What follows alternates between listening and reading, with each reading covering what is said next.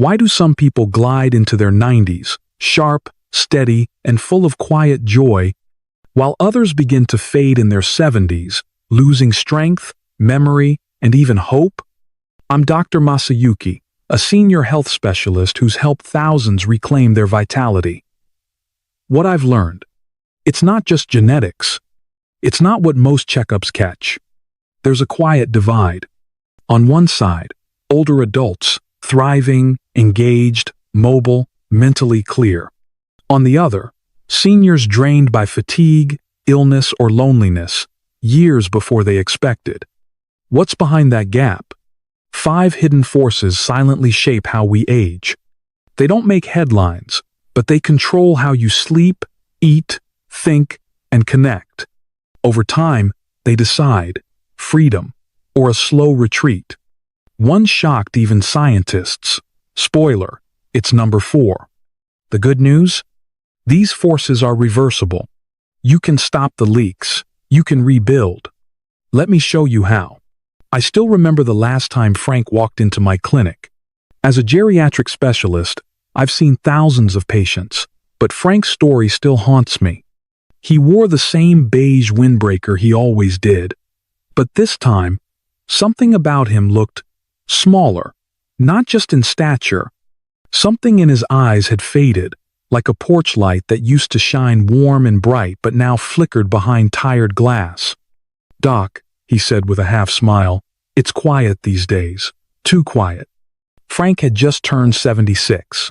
3 months earlier, he'd moved to a new town to be closer to his daughter after losing his wife.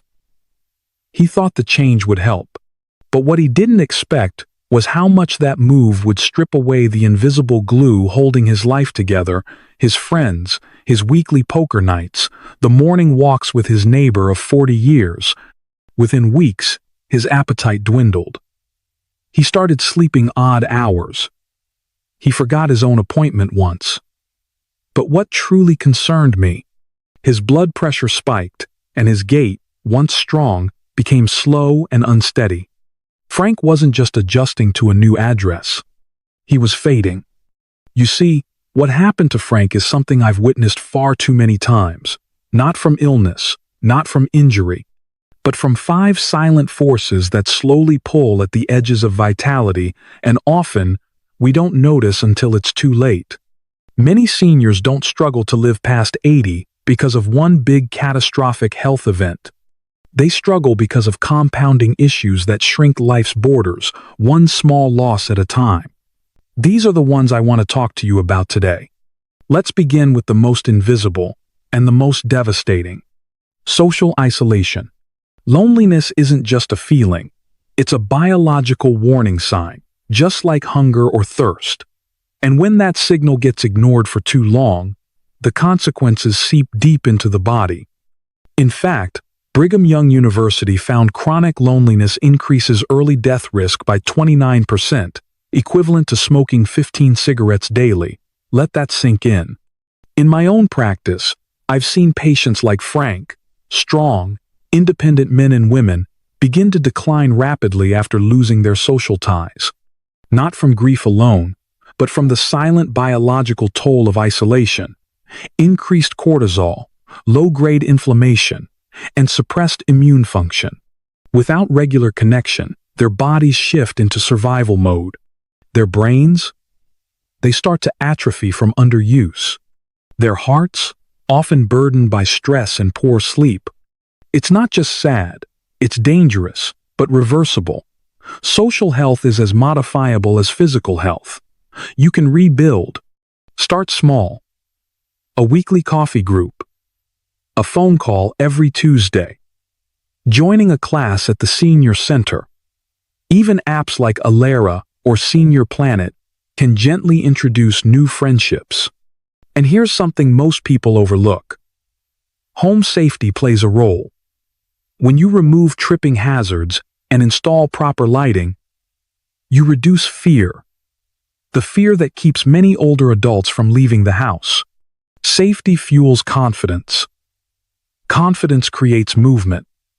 And movement leads to connection. Frank didn't turn around overnight, but with encouragement, He joined a silver sneakers class and started attending church again. Slowly, the light came back. This brings us to the second silent thief: loss of purpose. When you retire, when the kids are grown, when the house feels too quiet, what's left? Some will say, "Now I can relax." And that's good, for a while. But over the years, I've watched too many healthy adults age before their time after losing their sense of why. One study from the Blue Zone's research shows that having a strong sense of purpose, what the Japanese call ikigai, can add 7 to 10 years to your life. 7 to 10. That's not a supplement. That's not a surgery. That's meaning. My patient Margaret is a beautiful example. She had arthritis so bad she could barely tend her small flower beds. She was grieving the loss of her husband and feeling invisible. One spring, a neighbor asked her to help start a community garden. Margaret hesitated, but said yes. Not only did her mobility improve, but her mood lifted. She smiled more. And something remarkable happened. Her pain lessened. Less cortisol. Less inflammation. Her labs reflected what her spirit already knew. Purpose is medicine, real medicine. If you're wondering where to start, try this. Think of something you enjoy. Something you're good at. Something the world needs. And something you can sustain. That's ikigai. Maybe it's mentoring. Maybe it's volunteering an hour a week. Maybe it's simply taking care of a pet or helping a neighbor with errands. Purpose doesn't need applause. It needs heart. And purpose leads us to the third silent threat, the medication cascade. You'd be amazed how often I meet a new patient taking 8, 10, even 14 medications, and not one doctor is overseeing the whole picture. It's called polypharmacy, and it's responsible for about 30% of hospitalizations in seniors, according to Johns Hopkins. I once treated a man who came in with dizziness, fatigue, and swelling. His cardiologist prescribed one drug, his neurologist another, his primary care physician added 2 more. But no one stopped to ask, what's causing what? The truth? Most of his symptoms were side effects, not disease. Here's what I recommend. Every year, have a geriatric specialist or a pharmacist trained in senior care review every single medication you take. Ask the questions, what is this treating? Can I try lifestyle changes instead? Is there a safer alternative? There are even apps like MediSafe that help track interactions. And don't forget your vitamin D levels. Deficiencies are common in older adults and can lead to fatigue, bone weakness, and even depression. It's a simple test, but one often missed. Now, I know this may feel like a lot, so let's take a breath here. Wherever you are, maybe sitting by the window, maybe lying in bed, just take a deep breath in and out. You are not alone in this. Aging is not a slow decline into darkness. It's a chapter. And chapters are meant to be shaped, rewritten, even reclaimed. In the next part, I'll share 2 more silent factors that quietly shorten life, and more importantly, how you can gently reverse their grip. But for now, remember Frank, remember Margaret, and remember this. It's never too late to reconnect, to reclaim meaning, to ask better questions, and to begin again.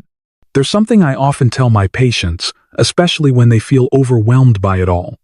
It's not your age that decides your future, it's your inflammation. And that brings us to the 4th silent force that quietly shortens life, especially after 70. Chronic inflammation. It's not the kind that shows up as a fever or a swollen ankle. No, this one is quiet. It smolders like a hidden ember. No smoke, no flame, just slow, steady destruction.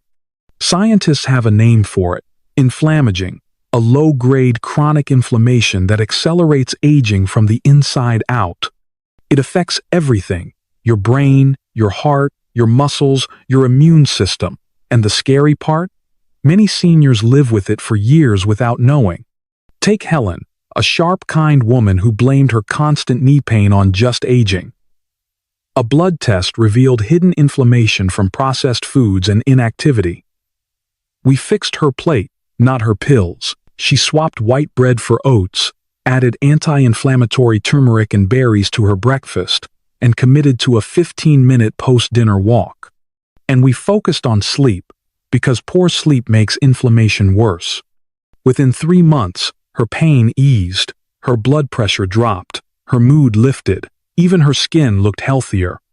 You see, inflammation is not a punishment, it's a signal, and when you listen, you can heal. Here's how you can quiet that hidden fire. Eat more omega-3, found in fatty fish like sardines and salmon. They act like fire extinguishers for inflammation. Limit added sugars and refined carbs, these fuel the flame. Add spices like ginger, turmeric, and garlic to meals. Move every day, even if it's gentle stretching. Movement flushes out inflammatory markers. And don't forget hydration. Water helps the body clear toxins that would otherwise linger. Even small improvements matter. As I tell my patients, better is better, even if it's just a little. Now, there's one final piece. One that's deeply misunderstood, even by doctors. It's something I call the stress-sleep loop. I want to tell you about James, a retired bus driver in his early 70s. He hadn't slept through the night in over a year, not because of pain, but because his mind wouldn't stop spinning. Regrets about his late wife, worries about his son, news headlines. The sound of the refrigerator at 3 a.m. Every night, he lay awake, and every morning, he woke exhausted. What he didn't realize is that sleep and stress fuel each other. Poor sleep raises stress hormones like cortisol. High cortisol makes sleep lighter, more fragmented. It's a loop, and if left unchecked, it leads to cognitive decline, weight gain, high blood pressure, and faster aging. And tragically, many seniors are given sleeping pills without ever addressing the root. So we took a different approach. First, reset his body's natural sleep-wake cycle.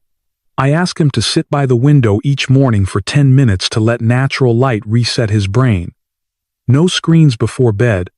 A calming ritual, tea, warm bath, soft music. He wrote his worries in a journal, just to give them a place to rest outside his head.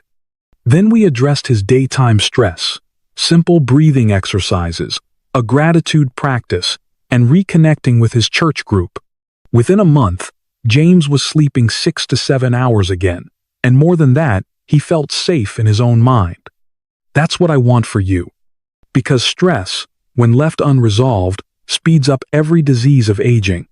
But managed gently, it becomes a guide, a teacher. So tonight, if you find yourself staring at the ceiling, here's what I recommend. Try a 4 to 7 -8 breathing pattern. Inhale for 4 seconds, hold for 7, exhale for 8. It calms the vagus nerve and tells your body, you're safe now. Listen to binaural beats, soft rhythmic tones that guide your brain toward restful states. Use lavender oil. Even a few drops on a cloth by your pillow can reduce anxiety. And above all, speak kindly to yourself. You're not broken. You're tired. There's a difference. Let me pause here and say this. If you've listened this far, I want you to know, I see you. You're not alone in this maze of modern aging.